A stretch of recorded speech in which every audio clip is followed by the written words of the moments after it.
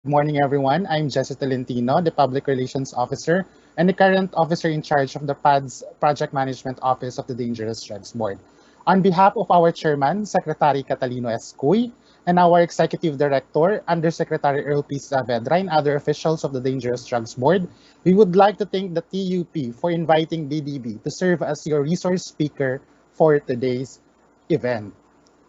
I will give you some background of what we're going to present. I will present first DDB, Dangerous Drugs Board, para alam nyo po kung ano po yung pagkakaiba ng DDB sa PIDEA. And at the same time, I will discuss the Executive Order number 66, which is the Philippine Anti-Illegal Drug Strategy. It is the strategy that being adopted by the Duterte administration in fighting the illegal drugs, as well as the what the youth can do in order to not to be influenced by these illegal drugs, how to say no, kapag merong makukulit kayo na mga kaibigan na nagpupumilit na paggamit ng droga, I can share to you na paano ba magsabi ng no sa kanila.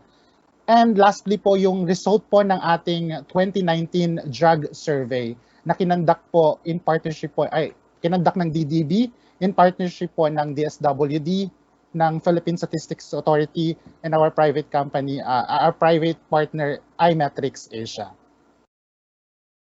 So please bear with me po dun sa presentation, and my only objective is para malaman nyo yung mga nangyayari at programa ng gobyerno para sa inyo, para sa mga kabataan at sa iba't ibang sektor ng lipunan.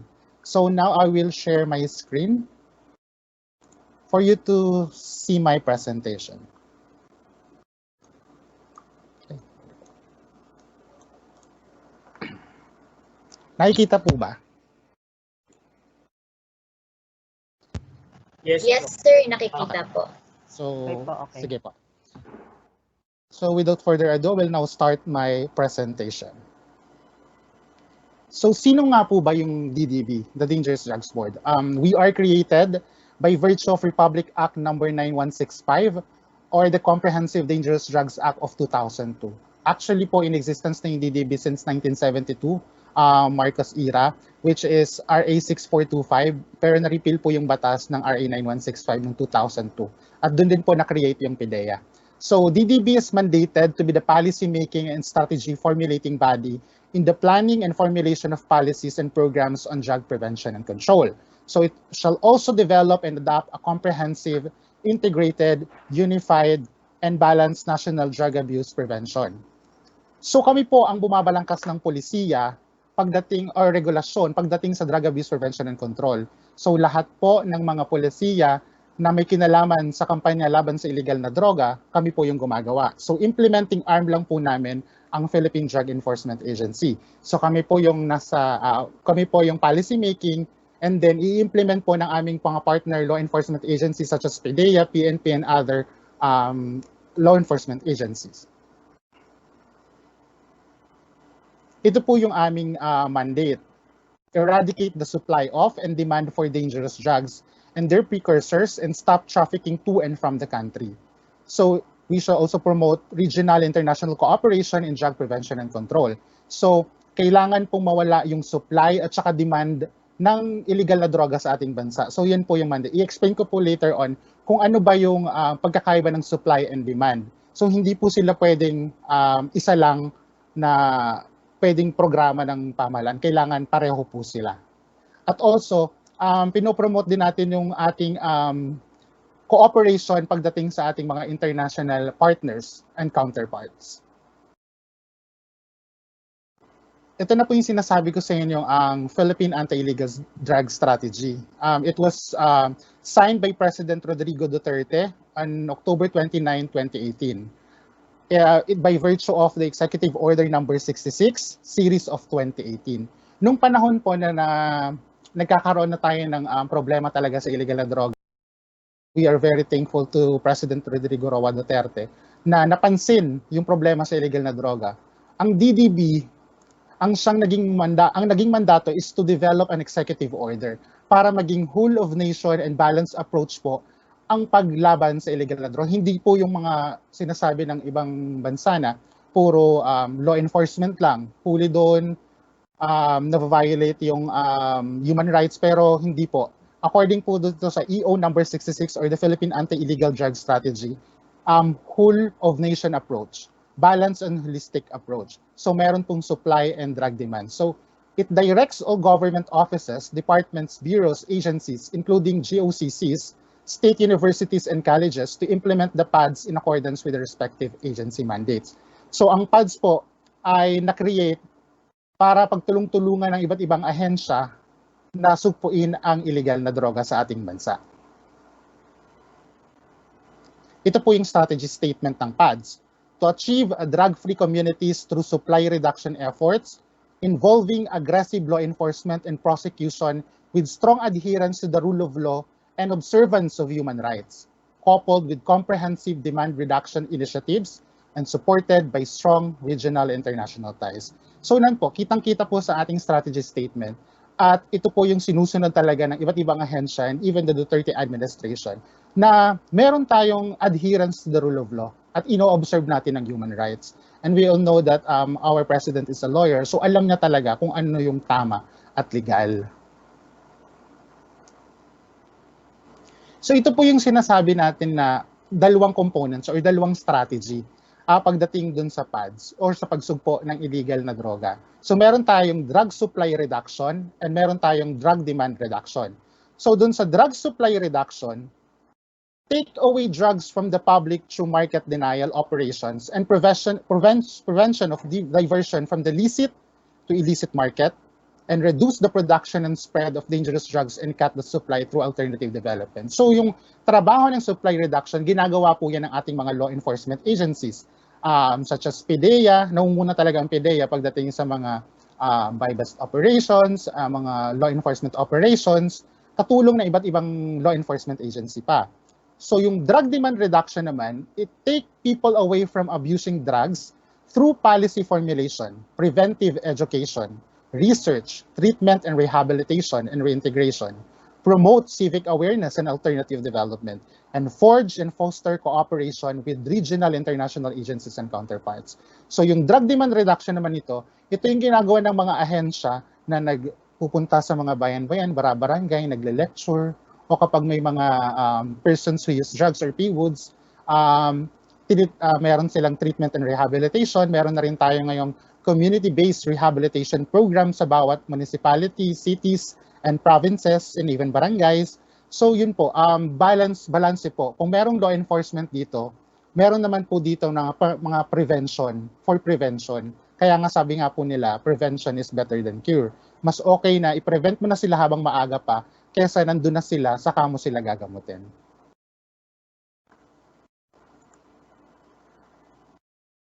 So, pupunta na po tayo dun sa my next presentation. Ano ba yung magagawa ng kabataan? Especially you guys, especially na pumapasok kayo, ganito ganyan, may mga influensya sa mga kaibigan. So, ano ba yung magagawa nyo upang hindi kayo ma-influensyahan na gumamit ng illegal na droga? First, like what I mentioned, prevention. It is a proactive process that empowers individuals and systems to meet the challenges of life events and transition by creating and reinforcing conditions that promote healthy behaviors and lifestyles. So it is a process, proactive process. So kailangan continuous.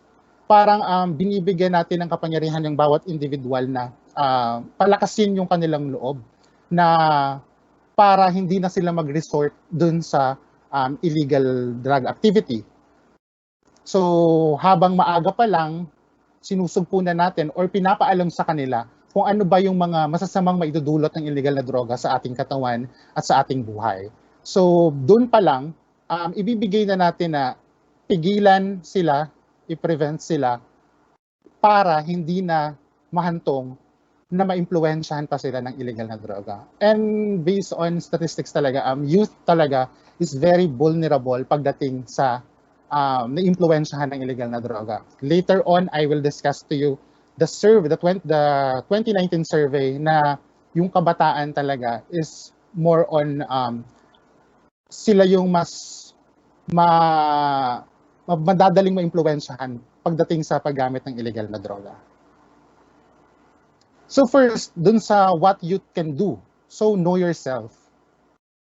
Pag sinabing alamin mo yung sarili mo, your strengths, your weaknesses, your capabilities.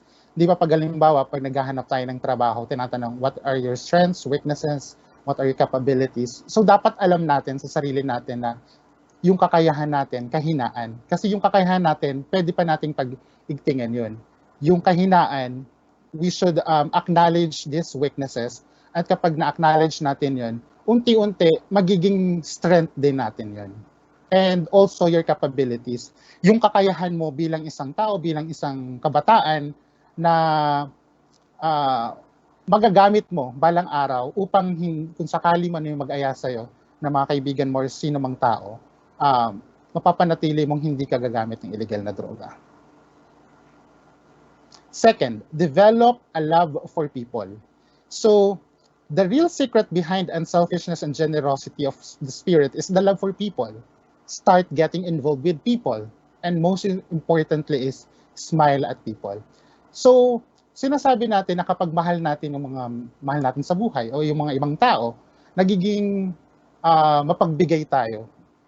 Hindi natin iniisip lang yung sarili natin, kundi yung kapakanan din ng iba. At syempre, kailangan din nating makisalamuha sa ibang tao. Alamin natin kung ano yung mga problema nila. Maging listener tayo. Maging good advisor tayo sa kanila. At most importantly talaga, yung smile at people. Kaya nga yung resiliency ng mga Pilipino, na kahit anumang unos na dumating sa ating buhay, makikita mo pa rin na ngumingiti pa rin sila. Kasi iniisip nila na mayroong bagong pag-asa, na dumarating to as a challenge lang sa kanila. At darating din yung time na giginhawa yung kanilang buhay. Kaya nakasmile lang sila. So dapat sa mga kabataan ganun din. We should not create any chance of hatred sa ating mga sarili. Parang kahit sino, makasalubog natin, makausap natin, smile lang natin. Na nakakapagbago yun dun sa mga taong binibigyan natin ng ngiti sa kanilang mga labi. Kasi feel nila, na-appreciate mo sila even though sa smiling pa lang. So dapat ganun talaga para ma-develop mo yung love mo sa mga tao. Number 3 is be mentally alert. Yan, sa mga student, kailangan alam nyo rin to. Na kailangan nagagawa nyo to. Train your mind to function at your command. When confronted with a situation, evaluate the available facts before giving your judgment. So, ititrain nyo yung utak nyo na kailangan, bago kayo gumawa ng isang desisyon, na pag-isipan nyo na yun. Kaya nga sabi nila, once you made a decision, dapat you think twice, thrice, or even so many times. Kasi pag naibigay mo na or nagawa mo na yung desisyon na yun, wala nang bawian yun. So, sa inyo, mga kabataan, kung tayo may mga times kasi na sobrang ang bilis nating magbigay ng desisyon agad-agad na hindi natin napag-iisipan. Na sa bandang huli, parang ang ginagawa na lang natin is wala na, huli na yung lahat. Magsisisi na lang tayo. Kaya nga sabi nila, ang pagsisisi nasa huli. So magsisisi na lang tayo kasi hindi tayo prepared. Hindi tayo alert dun sa mga desisyon na ginagawa natin. Kaya nga sabi dito, evaluate the available facts before giving your judgment. Develop your inner strength. Number 4. So start doing things that have to be done even when you dislike them. Train yourself to do such duties regularly. You will develop the willpower and the maturity to do not only what you like to do, but what you must do. I-develop natin kung ano yung mga kaugalian natin, yung mga magagandang gawain natin. And eventually, kapag ginagawa natin to, even though halimbawa, yung isang bagay gustong gawin, pero kailangan natin gawin, try to do it. Tapos kapag naging familiar ka na, hanggang sa magustuhan mo na yung bagay na to, hindi mo na mamalayan na nagagawa mo na siya ng tama. Even though nung una ayaw mo, pero nung bandang huli, na naitawid mo pa rin na naging successful. So, kaya dapat lagi nating i-develop yung inner strength natin. At saka, always remember that you will develop the willpower and the maturity to do not only what you like to do, but what you must do. Number 5 is develop a sense of values. So know and practice the principles and morals that are important to you. So yung ugali, pag-uugali natin, So kailangan ma-develop din natin yung pag-uugali, magandang pag-uugali. Kaya nga tayo meron dating subject na GMRC. Sa school pa lang tinuturuan na tayo. And even more, tinuturuan tayo ng ating mga magulang para magkaroon ng magandang ugali.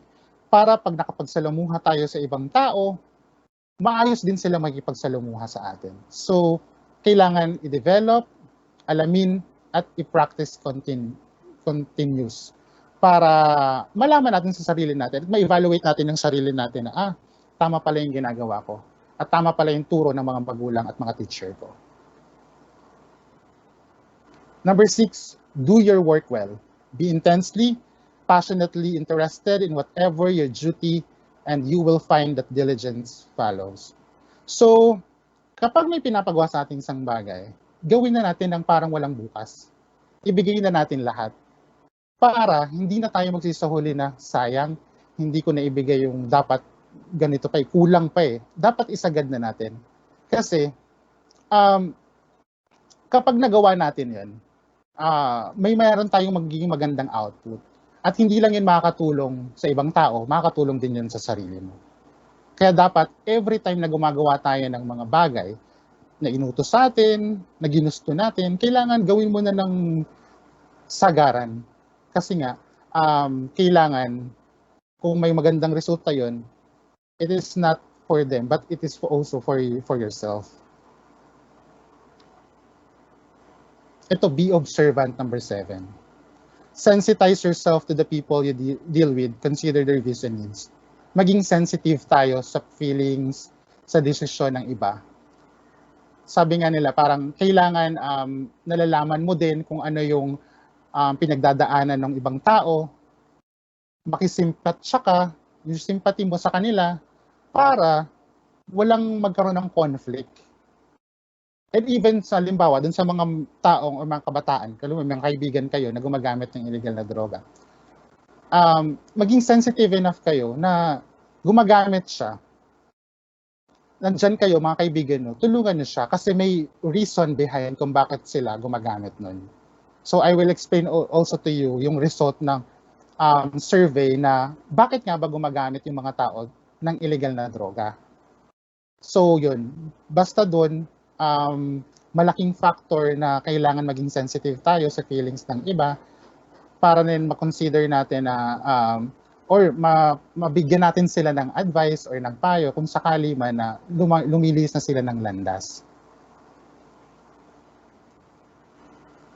Number 8, don't set out to achieve big tasks immediately. Establish a series of small goals first and work to achieve this.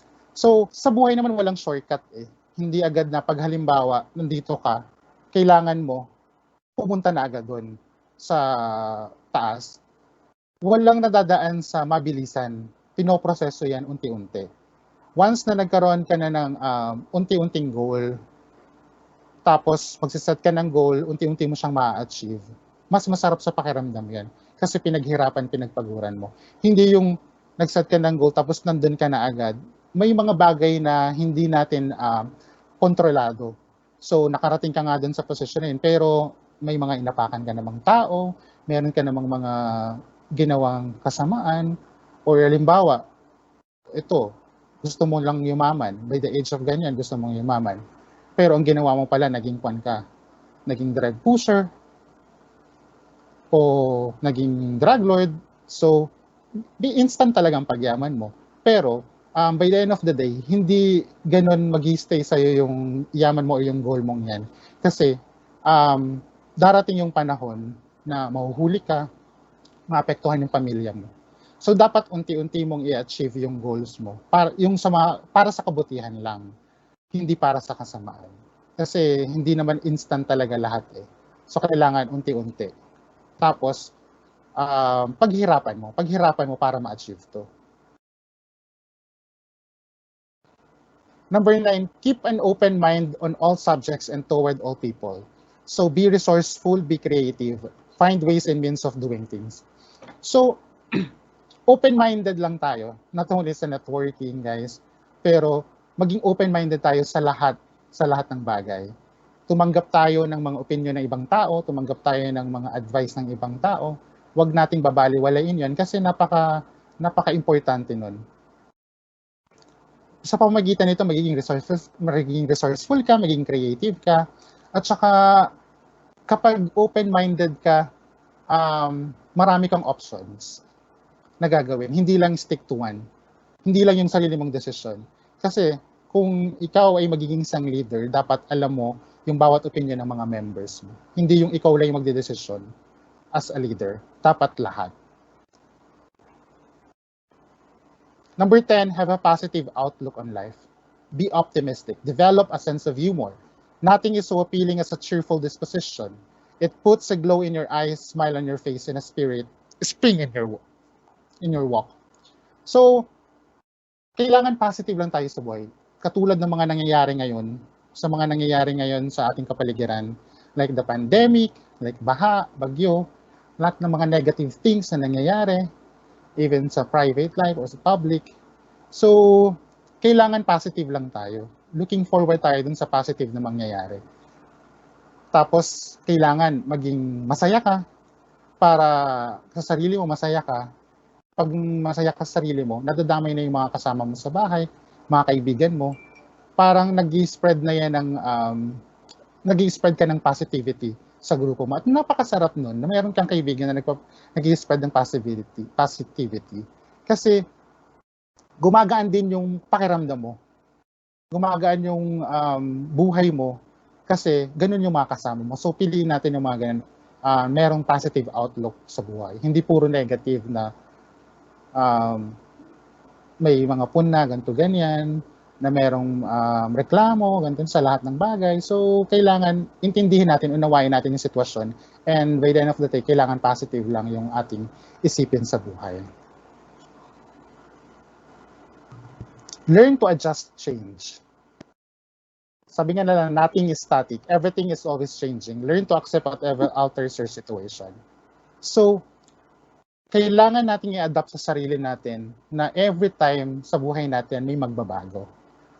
Not only for ourselves, not only for other people, even sa technology, lahat nagbabago yan. So, kailangan nating maki-adapt para dun sa pag-adapt natin ng iyon, matututo tayo Matututo tayo sa mga bagay na yun. Kung may pagbabago, dapat din sa mabuti, hindi sa masama. Kailangan, mabuti ka na. So, lalo pang pagbutihin yung sarili mo. So, hindi yung mabuti ka dati, tapos ngayon naging masama ka. That's a bad change. So, dapat doon tayo sa good change. So, kailangan, tanggap mo rin sa sarili mo na every time, every day, sa buhay mo, may magbabago. So, dapat ready ka lang. Okay.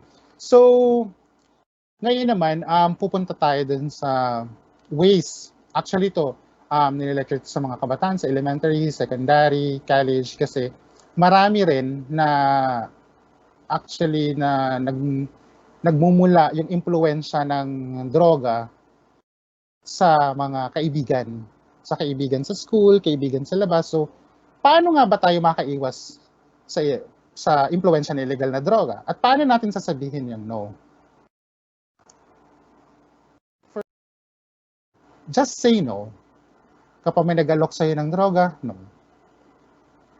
Kapag merong gustong manghikayat sa'yo, no. Basta laging no. Pag kinukulit ka, eventually, magsasawa din yun. So, titigilan ka na. So, once na nakapagsabi ka ng no, panindigan mo na no talaga. Second, giving reason or excuse. Mag-excuse ka. Magbigay ka ng kung. Kesa magagalit yung pamilya mo kapag nag-try ka niyan. May mga consequences yan. Siyempre, kapag nahuli ka na gumagamit o nagbebenta, mayroon yung may penalty yan. Or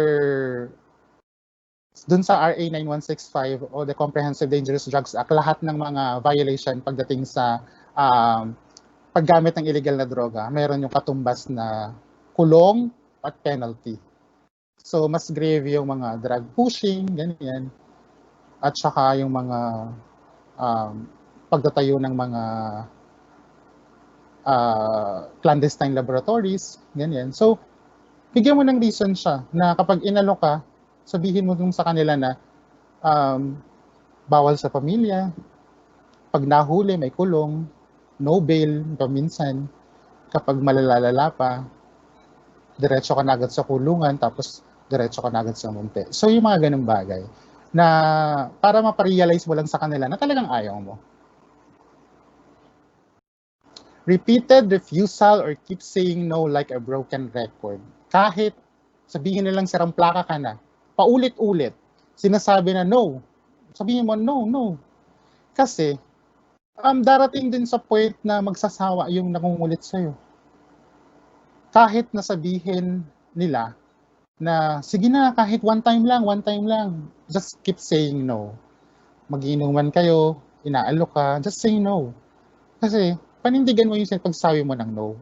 It's not because para ito sa kabutihan ng ibang tao, pero para ito sa kabutihan mo at ng pamilya mo. Just walk away. Say no and walk away while saying it. Laging nandun eh. Kaya nga, dun sa 2-letter word na to, napakalaking bagay nito pagdating sa mga ganitong bagay. Kapag may pinag-uusapan, alam mo, nag-uusap na kayong kaibigan mo, tapos ito na yung topic, so umalis ka. Sabihin mo, hindi ako para dyan. Basta wag mong kakalimutan na laging kapag inaalok ka ng mga kaibigan mo o ng ibang tao, just say no. That's the powerful word in prevention for you students. Just say no. Changing the subject. Kapag halimbawa, grupo kayo, nag-uusap-usap, tapos itong gumagamit na kaibigan mo, parang ini-input na niya, oh, magandang epekto nito, gumamit ako nito, ganito, ganyan. Ikaw, bilang sa sarili mo na alam mo na yung patutunguhan nito, baguhin mo na kung ano yung pinag-uusapan. Parang, okay, change topic tayo, ganito, ganyan. O kaya, sige, wag na, ganito na lang, pag-usapan na natin yung projects natin, o yung mga gagawin natin, o yung lakad natin. Parang ikaw na yung mag-initiate sa sarili mo na baguhin yun. Kasi pag hinayaan mo na magkaroon ng conversation regarding that, magiging curious ka eh. Aalamin mo at aalamin. So dapat dun pa lang, baguhin mo na yung subject. Baguhin mo na yung topic. Para hindi na tayo dun tumating sa point na papasok sa isip mo na you will be curious about it. Avoiding the situation. If you know places where people often use drugs, stay from those places. Stay away from those places, rather. If you pass those places on the way home, go another way.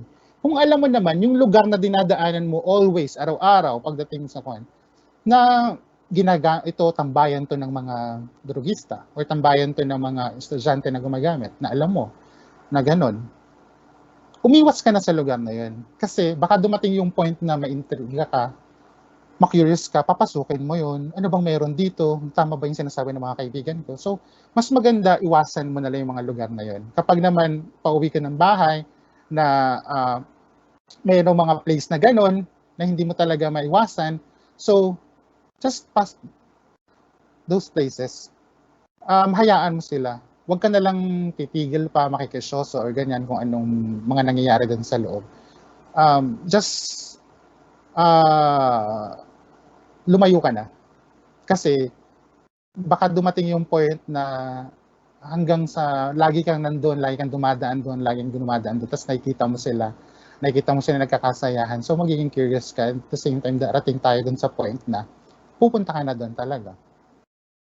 So dapat iwasan talaga yung mga lugar na ganun. Cold shoulder, just ignore the person. So meron kang kaibigan, parati ka nilang sinasabihan or inaaya na maganda ang benefits nito sa katawan, ganito, ganyan. Huwag mo siyang pansinin. Parang dating close kayo, dahil nung gumamit siya at lagi kang inaaya nila, maging cold ka sa kanila. Hindi ka na sumasama, hindi ka na sabay sa lunch, or hindi ka na nakikiparty sa kanila. Parang ganun, ikaw na mismo yung lumayo. Kasi mamaya niyan, kapag hinayaan mo silang gawin nila sa iyo na lagi ka nila kinikwentuhan ng mga ganito ganyan, ng mga about sa drugs, kung ano yung mga effect nito, na sa kanila, sa tingin nila, magandang effect yun sa kanilang katawan. So, eventually, baka mainganyo ka talaga. So, laging umiwas, tapos always say no. Strength in numbers. Hang around with non-users, especially where drug use is expected. So sa sarili mo, dapat marunong ka rin humanap ng tamang kaibigan, ng sasamahan. Parang dun ka sa mga kaibigan, kung sa sarili mo, alam mo talaga na ayaw mo talagang gumamit, dun ka makisalamuha dun sa mga tao or sa mga kaibigan mo, hindi walang gumagamit. Kasi malalaman mo naman yan kapag may mga gumagamit na mga kaibigan mo Kasi mag-iiba ng ugali, ng mood, laging mainitin ng ulo, or physically, meron din mga signs, tapos mentally, and then emotionally, parang ganyan. So, naapektuhan na rin. So, mas okay na, sa una pa lang, pumili ka na ng mabuting kaibigan. Kahit na hindi sila popular sa school, kahit na yung grupo na yon is low-key lang, at least, nasisave mo yung sarili mo and yung family mo sa pagsama dun sa mga kaibigan mo na hindi gumagamit ng illegal na droga. Kasi mamaya niyan, halos pala dun sa sinamahan mo, gumagamit na. Tapos ikaw na lang pala. So pipilitin ka nilang gumamit. Even though magsabi ka ng no. Pipilitin ka talaga nila. At baka mamaya niyan, mapilit ka nga. So dapat dun ka na sa mga grupo ng mga kaibigan mo na hindi gumagamit talaga. Okay, so tapos na tayo dun sa how to say no. So I hope na dapat kung sakaling may mag-alok sa inyo or may something na mag-abot or just say no, stay away to those people, stay away to those places para mapanatili natin sa sarili natin na tayo isang drug-free and drug-healthy. So, ayun. Next na po tayo ngayon sa result ng 2019 National Household Survey on the patterns and trends of drug abuse. So ikinandak po to last year, 2019. It was mandated by the Executive Order number 66, tasking the Dangerous Drugs Board as the lead agency of conducting research in terms of the current drug users in the Philippines. So it is in partnership with the Department of Social Welfare and Development and the Philippine Statistics Authority. And at the same time, it was analyzed by our private partner, iMetrics. So mandato rin po ito dun sa EO. So kaya ginawa ng DDB yung survey. Para malaman talaga natin kung ilan na ba talaga ang drug users sa buong Pilipinas. Ilan na ba yung mga nakatikim? Ni minsan sa buhay nila nakatikim sila. So yung lifetime and current. According to the 2019 drug survey, this is the lifetime user prevalence rate. Ibig sabihin, yung mga gumamit. So, lifetime user prevalence rate, about 4.73 million or 6 out of 100 aged 10 to 69 years old tried dangerous drugs and substances at least once in their lifetime. So ito, nagkandak ito, buong Pilipinas po ito, from buong 17 regions if I'm not mistaken, sa bilang ng regions. Pero buong Pilipinas po ito, buong regions. Kumuha tayo ng sample rate. Tapos, actually, it's more on statistics and research. So, based dun sa resulta ng mga gumamit ng mga illegal na sa buhay nila, halimbawa, nung binata pa sila, or yung mga dalaga, or nung bata pa sila, ganyan, gumamit ng illegal na droga is about 4.73 million or 6 out of 100 Filipinos. Yung minsang nag-try ng any illegal drugs, any illegal substances sa buhay nila. At lumalabas din sa survey na nung una silang tumikim is during their 22 years old. So age when most lifetime users started trying dangerous drugs or substances. So pagpatak nila ng 22 years old, parang it is a mean or it is the average ng edad ng mga tao na gumamit nung illegal na droga. So pag tinanong sila, okay, ilang taon ka nung gumamit yun? 22 years old yung lumabas. At tingnan nyo, reasons for trying dangerous drugs. Ang laki, 57.4% influenced by friends. 23.7% curiosity. Kaya nga, ang laking bagay nung sabihin mong no, say no to them. Kasi tingnan mo naman, influenced by friends. Ang laki, 57.4. At saka curiosity.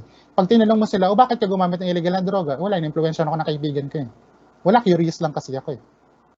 So ito yung other reasons. Just want to try, stress, para mag-cope with problems, influenced by household members. May mga gumagamit na rin sa kasamahan mo sa bahay or sa boarding house or something. Personal problems and work-related problems. So ang laki ng percentage pagdating dun sa influensya ng mga kaibigan eh. Tsaka curiosity. Kasi lagi naman ganyan eh. Gagamit ka kasi na-influensyahan ka, gagamit ka kasi curious ka kung ano ba talaga yun, kung anong epekto nun sa katawan natin, kung maganda ba talaga o hindi. Pero lagi namin sinasabi na walang naidudulot na kagandahan sa ating katawan, sa ating isipan, sa ating kabuuan at sa buong pamilya natin ang paggamit ng illegal na droga. Yung mga na-try nilang drugs, according to the 2019 survey, 57% marijuana, cannabis sativa, and 35% shabu, methamphetamine hydrochloride. So yan yung two drug of choice na lumabas sa survey na yung ginagamit talaga nila. Pag tinanong, ano bang ginamit mo nun nung nag-try ka during your during 22 years old? Madaming sumagot ng marijuana. 35% din ng shabu. So ito talaga yung two drug of choice na ginamit ng mga tao sa Pilipinas ng shabu at marijuana. Ito naman yung current. Pag sinabi natin current user prevalence rate, ito yung mga kasalukuyang nasa impluwensya ng illegal na droga. According to the 2019 survey, about 1.67 million or 2 out of 100 Filipinos aged 10 to 69 years are current users of dangerous drugs, substances at the time of the interview. So nung panahon na kinakalap ito, last year lang to, 2019, during the interview that was conducted by the DSWD during their national survey, 1.67 million ang nagsabi na gumagamit pa rin sila until now. Compare mo dun sa gumamit dati na hindi na ngayon, pero ito ngayon, gumagamit until last year, 2019. Based dun sa pag-conduct ng interview nila nung last year. So 1.67 million. Actually, it was announced by the President already, President Duterte. Nagkaroon pa ng kontrobersiya na ang nasabi niya is 167, but was later on uncorrected by presidential spokesperson Harry Roque. So 1.67 million or 2 out of 100 Filipinos ang gumagamit ng illegal sa kasalukuyan. Kasalukuyan po yan. So merong current user prevalence rate na 2.05%. To be exact, 1,675,122. Tinanong po yan sa buong Pilipinas, buong regions. Top of mind recall of dangerous drugs. So ano yung ginagamit nila sa kasalukuyan? 47.9% shabu, 35% marijuana. When asked about other dangerous drug substances, they may be aware of 8.9% mentioned cocaine. Kasi pumapasok na rin yung cocaine sa ating bansa. Pero number one drug choice pa rin is shabu or marijuana, then cocaine, ecstasy. So yun. Ang iniingatan lang namin sa mga kabataan is yung masira yung buhay nila at saka maging sanhi ito na kanilang kamatayan. Kasi once na naging addict na sila dyan, wala na, continuous na yun. Ang maganda yan, kung ipaparehab siya. Kaya nga tayo may treatment and rehabilitation. So nasa batas naman na if you are a first-time user, found out that you are using drugs, treatment and rehabilitation. Pero iba yun ang kaso kapag halimbawa drug pushing, drug trafficking, yun ang malala. So RA 9165, they all penalized at minsan yung iba, non-bailable. So yung mga nakukulong sa drugs talaga,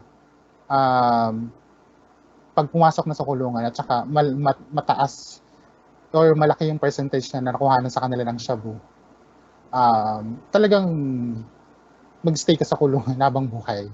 Kasi yun yung nasa batas. And knowing na sa ibang bansa meron ng death penalty, dito naman wala. So lifetime imprisonment lang pag nahulaan ka na or na-violate mo yung RA 9165. Lumabas din dun sa survey na may link between and among smoking, alcohol drinking, and trying drugs. Based dun sa lumabas na result, parang sinasabi nila dun na kapag nag-smoke ka or nag-alcohol ka, may tendency na gumamit ka ng droga. Based sa interview nila to last year. So, youth smoking and drug use. According to the result, non-drug users first tried smoking at 19 years old on the average, while drug users did at age 17. The mean difference is statistically significant, according to the analysis. While most drug users started smoking at 17 years old, those who started smoking earlier at 15 years old and below have greater chances of becoming drug users than others. So yung significant na lumabas dun sa survey, na kapag daw nag-start ka mag-smoke 15 years old and below, may tendency or chances, greater chances of becoming drug user ka kumpara dun sa mga nag-smoke ng mas matanda.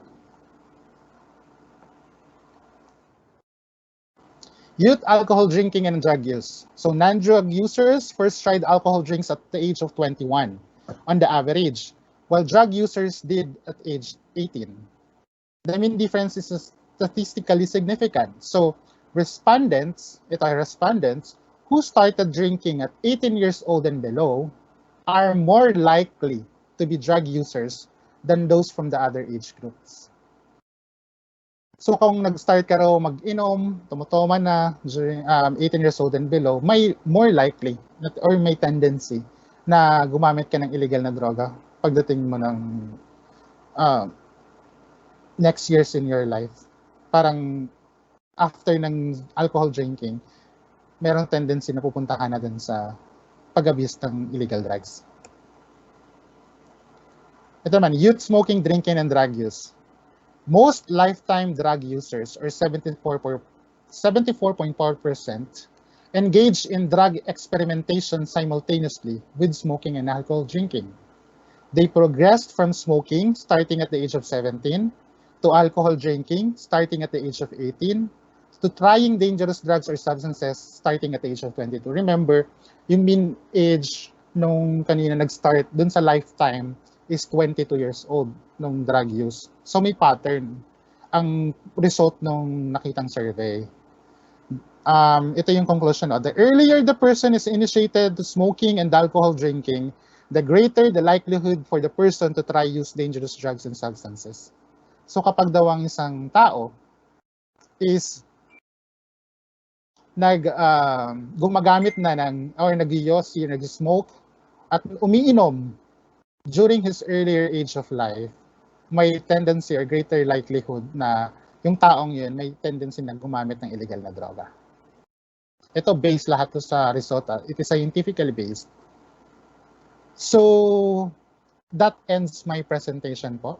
I hope that nabigyan ko kayo ng kaunting kaalaman pagdating sa illegal na droga, programa ng gobyerno pagdating sa illegal na droga. At it is important, like kung lagi naming sinasabi, it is important na alagaan natin yung sarili natin.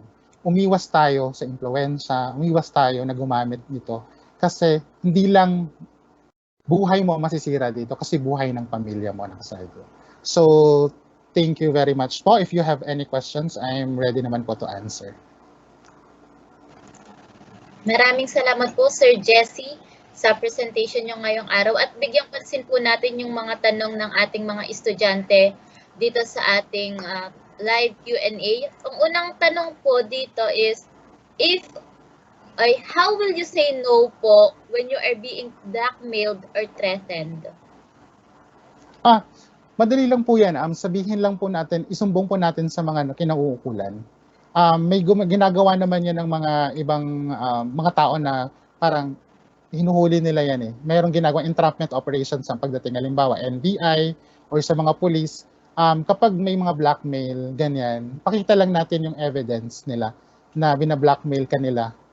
Tapos darating yung point na magsasagawa ang police or ang NBI ng isang entrapment operation para mahuli yan.